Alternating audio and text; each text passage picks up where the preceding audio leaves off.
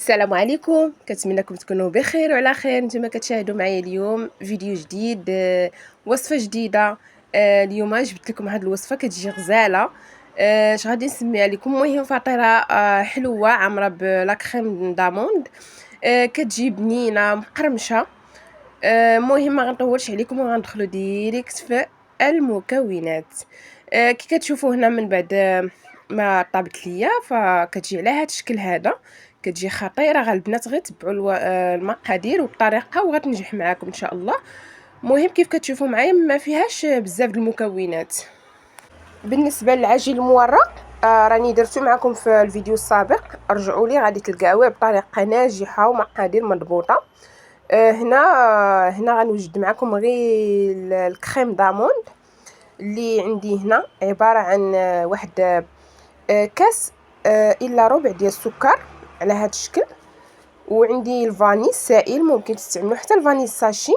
عندي بيضه واحده، عندي 200 غرام ديال اللوز بودر، وعندي واحد 160 غرام ديال الزبده مذابه، وعندي كذلك واحد 2 معالق كبار ديال الطحين. صافي هادشي اللي كنحتاج في الكريم داموند. كتجي غزاله هائله.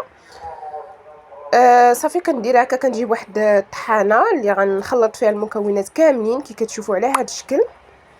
كنضيف المكونات ديالي كاملين وغادي نطحنهم وغادي نخليهم على جنب.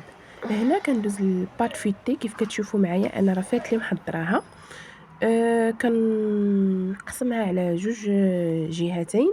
الجهه الاولى كنطلقها مزيان وكنحيد داك الزوائل ديال الطحين ضروري، وكندير على داك الكريم داموند ها هي من بعد ما طحناها.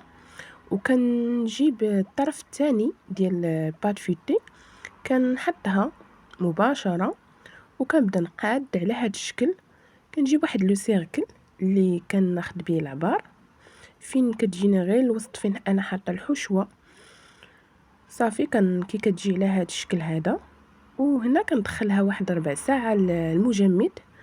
ضروري دخلوها ربع ساعه المجمد ولا 10 دقائق، ومن بعد دخلوها الفران اللي يكون ساخن جدا. وصافي كنجيب هنا من بعد ما خرجتها من المجمد، كنجيب واحد صفر بيضه مع شويه ديال الحليب خفقتها كندهنها، وصافي كندخلها للفران. بالنسبه للفران البنات يكون ساخن ساخن. من بعد ما كتورق واحد 5 ديال الدقائق كتنقصوا عليه وتخليوها طيب على المهل. صافي هنا كي كتشوفوا راني كندير واحد التزيين بالموس هكا، واحد الشروط كتزيين. كندير واحد 4 ثقوب باش كتنفس ليا. صافي ومن بعد البنات ملي كطيب لينا شوفوا كي كتجي هائله. هنا زينتها بشويه ديال الكوفيتير او لاسل مع شويه ديال سكر كلاصي. ممكن تزينوا بلوز ايفيلي، ممكن تزينوا باش ما بغيتو. المهم راه كتجي بنينه، ضروري تجربوها والله. المقادير بسيطه ودغيا كتوجد. تبدلوا بها الكوتي الوليدات. المهم كتنفع، ضروري جربوها وردوا عليا في لي كومونتير. شكرا لكم بزاف، الى فيديو اخر ان شاء الله. ما تنساوش البارطاج مع الحباب والصحاب، ما تنساوش نيش من لايك ولي كومونتير باش يوصلكم كل ما هو جديد وتفعيل الجرس.